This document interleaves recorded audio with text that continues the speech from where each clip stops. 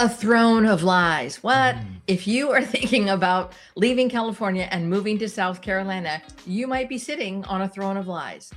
For our 2-year anniversary of living in South Carolina after leaving California, we're going to go through some of those with you today because we are here to dispel a few of those lies. Yes. So we are going to be talking about the lies that you are telling yourself that's preventing you from leaving California.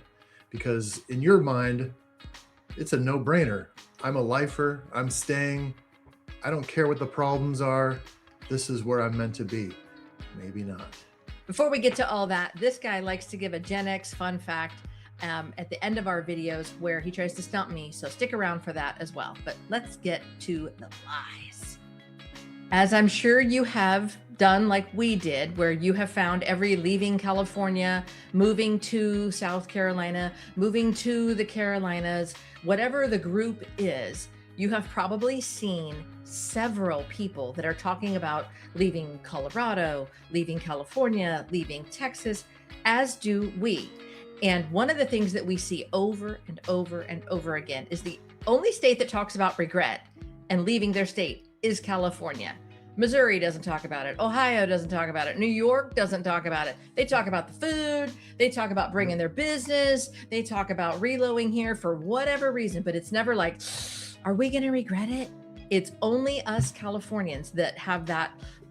Can we be happy anywhere else? Can it really, is it really possible? Yes, it's really possible. Okay, as an example, check this out. So Lisa Mann, born and raised there, meaning California, left 4 years ago for South Carolina, Charleston area. Best decision ever. Do not miss it. Love it here for many reasons. Southern hospitality is real. What they call traffic here, we just giggle. And that's just one of the ones that we read.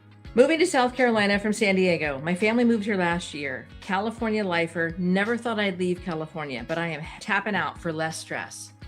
I would say that's a win. This one's a little long, but it still makes a very good point. Shaylin, I could afford California, but the area that I had lived in for 25 years had turned to such a boop hole filled with homeless camps and crime from them.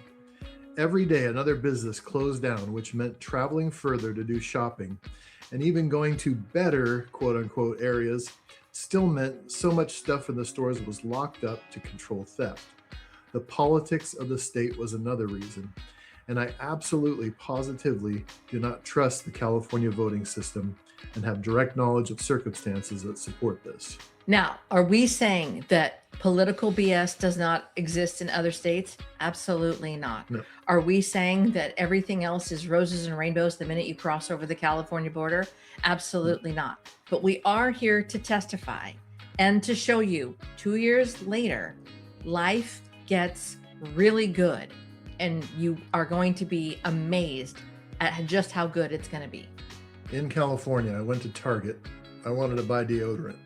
To the point of the Facebook post, everything was locked up. I have to get an associate, which good luck trying to find someone that works at Target that's in an aisle that you're in. It's not going to happen. They get the deodorant, they put it into this metal mesh bag with a lock on it. What is deodorant doing to our... Yeah. Anyway. So then the representative says, are you going to be doing any other shopping today? And I'm like, well, why do you ask? Well, if you are, then I'll put this up at the register and it'll be waiting for you when you check out. And I said, no, that's all I'm getting. So she walks me up to the register so that I can make my purchase and she can unlock my deodorant. For crying out loud. If I go to a store in South Carolina, guess what? I just buy deodorant. Or guess what? I just go to the Home Depot and buy spray paint. I don't have to have a key to get a can of spray paint. So that's a big difference. Yeah. The second lie that you might be, sitting with is like, we're never going to have good weather ever again. We're just going to, the minute we cross over the California border, it's just going to be crap and thunderstorms and rain and ick and humidity. And oh my gosh, it's never going to be good again. Yes, California weather is beautiful. It is stunning. Is it a reason to stay and essentially pay for it where you are? To Dan's point, you are essentially paying for that good weather. It's just the facts about living in California. We're not denying that California has great weather. What we are saying is that those lies that we hear about weather anywhere else outside of California are not true. Case in point, in the South, yes, we get hurricanes and tropical storms.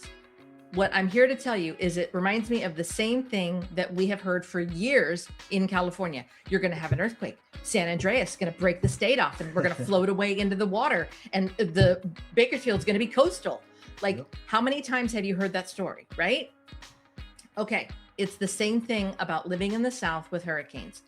People think, am I right, Dan, that we are just inundated with rain all day and bugs the size of our faces, and how can we live? And it's just going to be humid and squalor and water everywhere. And why would you even think about living in an area like that? And here's the catch. In California, if there's an earthquake, you have no notice. Like, you're going to be in it, and whatever happens, happens. If a building falls on you, bye. I've been in my car, I've been in my kitchen, I've been in bed, like, you know, they just happen. But with a hurricane, it's like being chased by a turtle. You have days of advanced notice, and you can insurance yourself up the hilt so that if something does happen to your house, you can get it replaced. Right. So who cares? And it's cheaper than the rates you're going to pay in California. And the bugs, everywhere has bugs. There's no CMs in California. There's no CMs in South Carolina. And the bugs aren't necessarily worse. It's just you put some spray on and get on with your life. Clearly, we are very passionate about living in South Carolina after leaving California. If that is something that appeals to you, feel free to hit the like and subscribe button. We would love to have you here week after week. And in this video, if you don't hear the lie that's keeping you in California, get in contact with us. Tell us what's keeping you there, and we'll tell you if it's a valid concern or not. Okay, another lie is that everything is backwards and slow and southern, and that nothing gets done here. Well, that's because we're comparing it to everything in California, which everything is fast-paced, get on the freeway, go, go, go. That's not true. It's true that people get manic in California because there's pressure and stress and there's traffic and I got to make money and how am I going to pay my rent? And yeah, you don't get that here.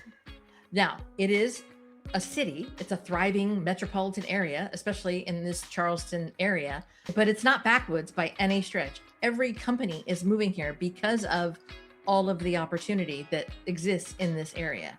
So that's a lie that we want to dispel first and foremost. Well, and the other thing is there's so many people moving from other places. There is a very diverse culture here in South Carolina.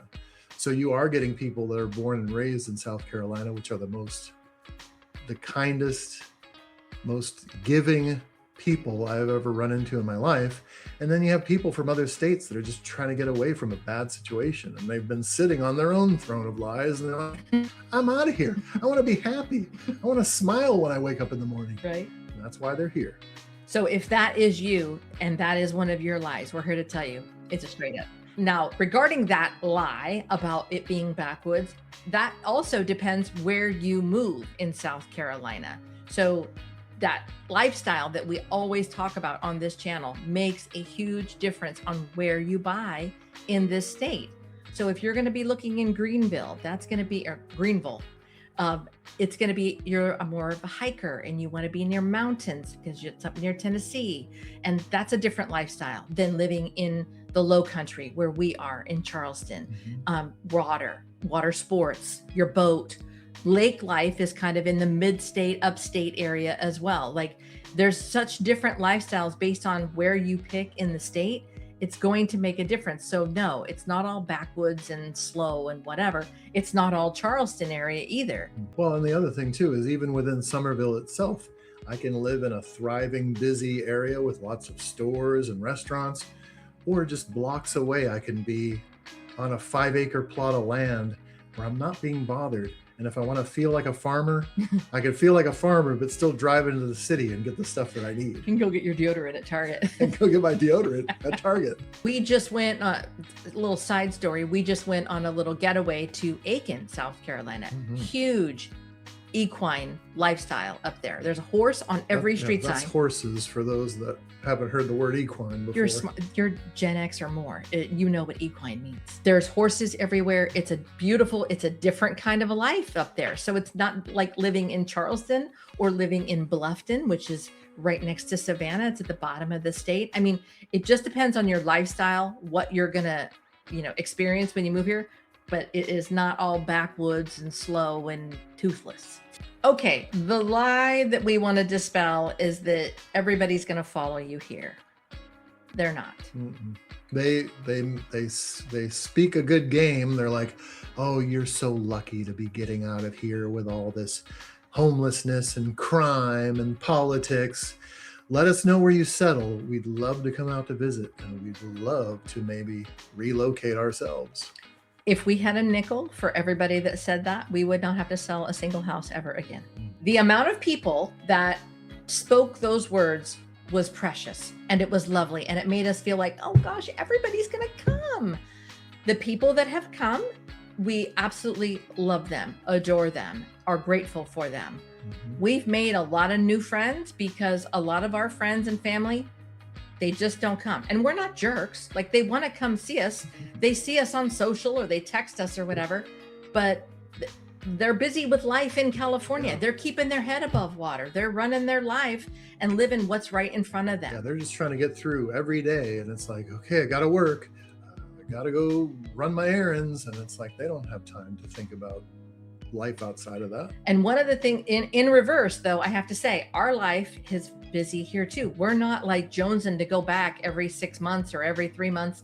We got to get back to California. We got to get back to California. Like, we're living our life here too. So just, that is a lie. You're not going to be having everybody trail after you. And if you are, praise the Lord, let us know in the comments if everybody follows you. We would love to help every member of your family move here.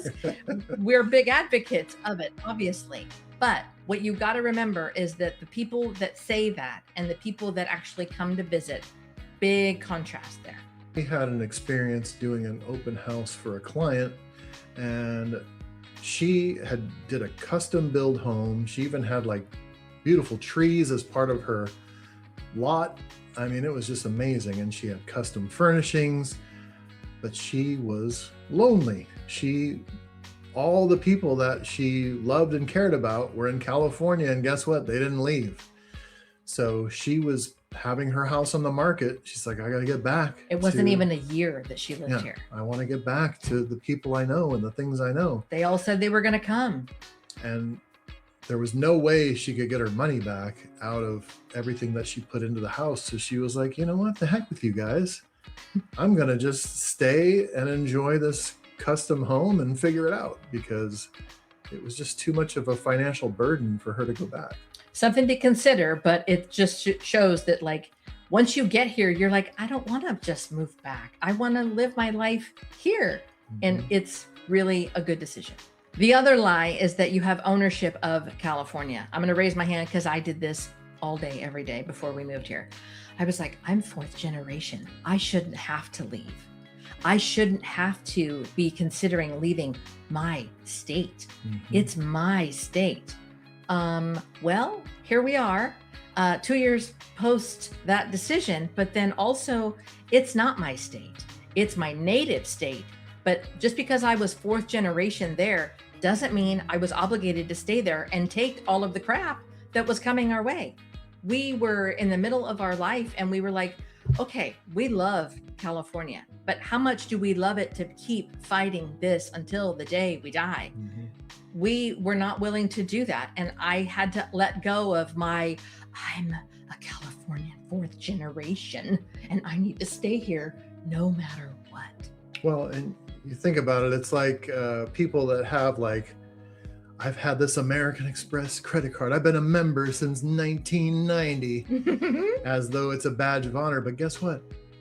American Express doesn't care.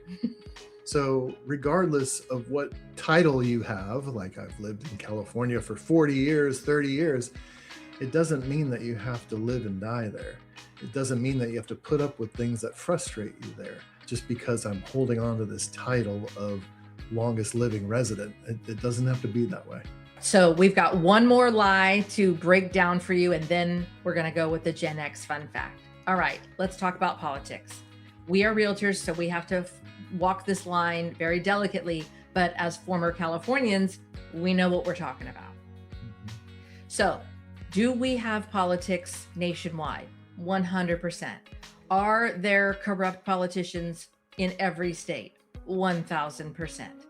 So you're not really escaping that. You're just not paying for it and being inundated with it at every freaking place you go. Are we fighting data centers? 100%. Are we fighting for like them to leave the trees alone and stop making South Carolina look like every other place that has new construction? Yes. Are we learning how to navigate living in an HOA? Yes, we are.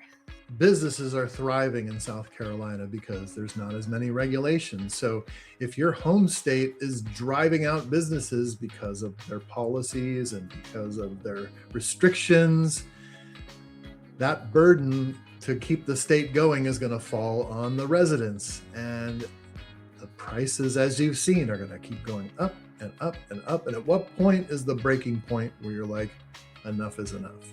Now, if you are watching this and you have the financial margin to stay in California, you are a farmer, you own a restaurant that is thriving. Or you bought your house 30 plus years ago when the housing was affordable. Yeah, and you got 3 pieces of gum and a $10,000 down payment, and you've got this beautiful oceanfront property.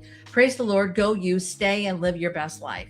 But for a large portion of Californians, us included, we didn't want to stay there and fight for the rest of our lives.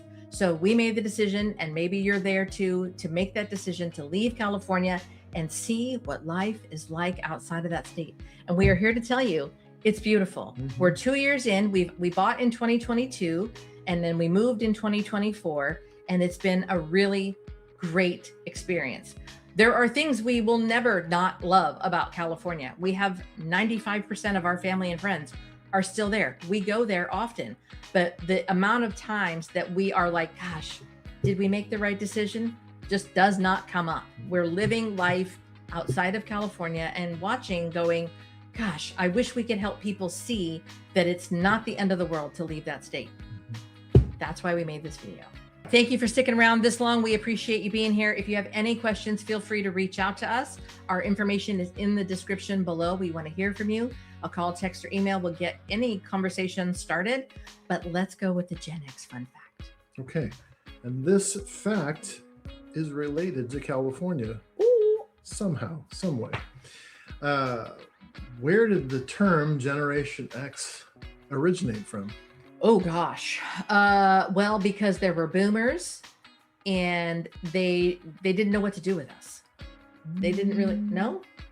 No, not exactly. I don't even know where Gen X comes from. What? No, and I didn't know this either, but it was a Canadian author. All right. So go figure. Canadian. Douglas Copeland in his 1991 novel, Generation X. Oh, it was a novel. Mm-hmm. And it said you have to be an adult at 3 years old. And the book was set in the Coachella Valley at the desert outskirts of Palm Springs, California. There So you that go. is your California tie-in. There you go. So Generation X, the term was coined in 1991.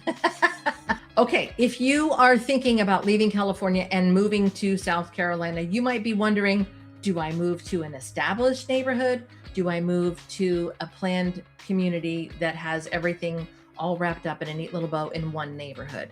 We have made this video, that video that talks about the difference between moving into one versus the other and what you can expect. Make sure you go there and watch that video. We appreciate you being here. We'll see you on the next one. Bye.